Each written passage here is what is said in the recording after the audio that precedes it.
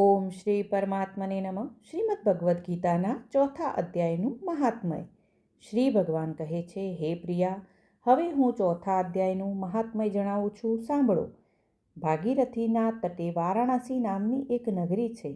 ત્યાં વિશ્વનાથજીના મંદિરમાં ભરત નામના એક યોગનિષ્ઠ મહાત્મા રહેતા હતા, જે દરરોજ આત્મચિંતનમાં તત્પર થઈને આદરપૂર્વક ગીતાના ચતુર્થ અધ્યાયનો પાઠ કર્યા કરતા હતા. એના અભ્યાસથી એમનું અંતકરણ નિર્મળ થઈ ગયું હતું. એ શીત ઉષ્ણ વગેરે દ્વંદ્વોથી કદી વ્યથિત થતા ન હતા. એક સમયની વાત છે.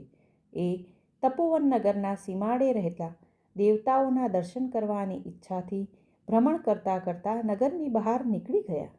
ત્યાં બોરના 2 વૃક્ષ હતા. એમના જ મૂળિયામાં એ વિશ્રામ કરવા માંડ્યા. એક વૃક્ષના મૂળિયામાં એમણે પોતાનું મસ્તક રાખ્યું હતું અને બીજા વૃક્ષના મૂળિયામાં એમનો એક પગ ટેકવેલો હતો.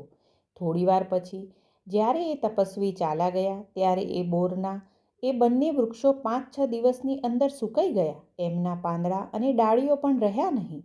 ત્યાર પછી એ બંને વૃક્ષો ક્યાંક બ્રાહ્મણોના પવિત્ર ઘરે 2 કન્યાઓ રૂપે જન્મ્યા. એ બંને કન્યાઓ જ્યારે વધીને 7 વર્ષની થઈ ગઈ, ત્યારે એક દિવસ એમણે દૂર દેશાવરથી વિચરીને આવી રહેલા ભરત મુનિને જોયા. એમને જોતાં જ એ બંને એમના ચરણમાં પડી ગઈ અને મીઠી વાણીમાં બોલી, મુનિશ્રી, આપની જ કૃપાથી અમારા બંનેનો ઉદ્ધાર થયો છે. અમે બોરની યોનિ ત્યજીને માનવ શરીર મેળવ્યું છે.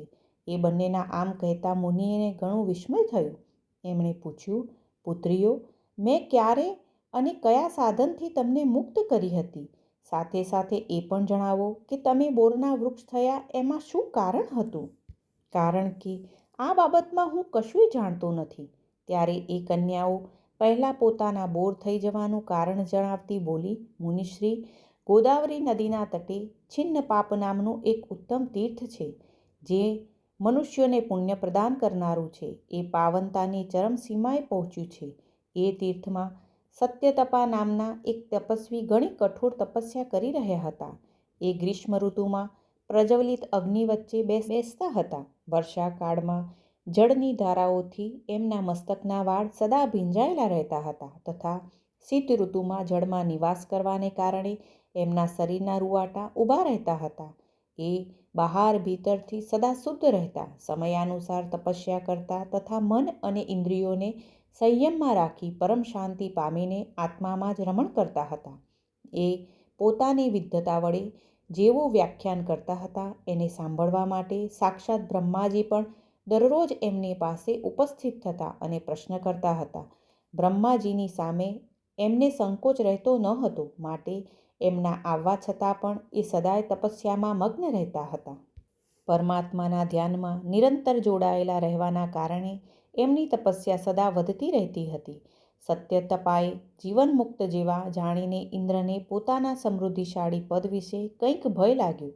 ત્યારે એમણે મુનિની તપસ્યામાં સેંકડો વિઘ્ન નાખવા આરંભ્યા. અપ્સરાઓના સમુદાયમાંથી અમને બંનેને બોલાવીને ઇન્દ્રે આમ આદેશ આપ્યો, તમે બંને પેલા તપસ્વીની તપસ્યામાં વિઘ્ન નાખો, જે મને ઇન્દ્રપદેથી હટાવીને પોતે સ્વર્ગનું રાજ્ય ભોગવવા ઈચ્છે છે. ઇન્દ્રનો આ આદેશ મેળવીને અમે બંને એમની સામેથી પસાર થઈને ગોદાવરીના તટે જ્યાં એ મુનિ તપસ્યા કરતા હતા આવી ત્યાં ધીમા અને ગંભીર સ્વરે વાગી રહેલા મૃદક તથા વાંસળીના નાદ સામે અમે બંનેએ બીજી અપ્સરાઓ સહિત મધુર સ્વરમાં ગાવાનું આરંભ્યું. એટલું જ નહીં, એ યોગી મહાત્માને વશમાં કરવા માટે અમે બધી સ્વર, તાલ અને લય સાથે નૃત્ય પણ કરવા લાગી.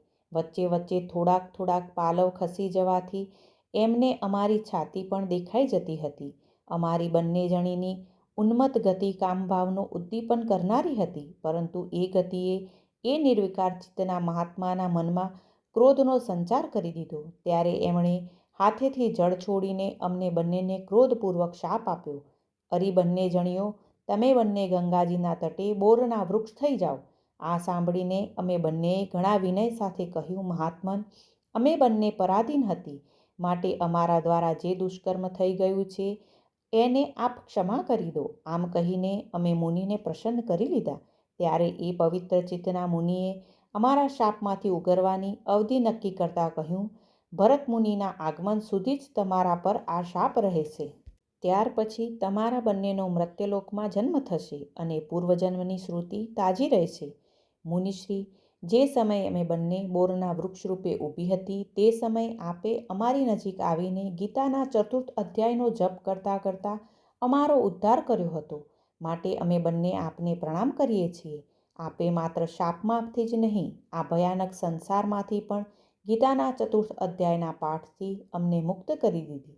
શ્રી ભગવાન કહે છે, એ બંનેના આમ કહેવાથી મુનિ ઘણા પ્રસન્ન થયા અને એ બંને દ્વારા પૂજિત થઈ વિદાય લઈને જેવા આવ્યા હતા એવા જ ચાલ્યા ગયા તથા એ કન્યાઓ પણ ઘણા આદર સાથે દરરોજ ગીતાના 4th અધ્યાયનો પાઠ કરવા માંડી, જેથી એમનો ઉદ્ધાર થઈ ગયો. ગીતાના 4થા અધ્યાયનું મહાત્મય સંપૂર્ણ.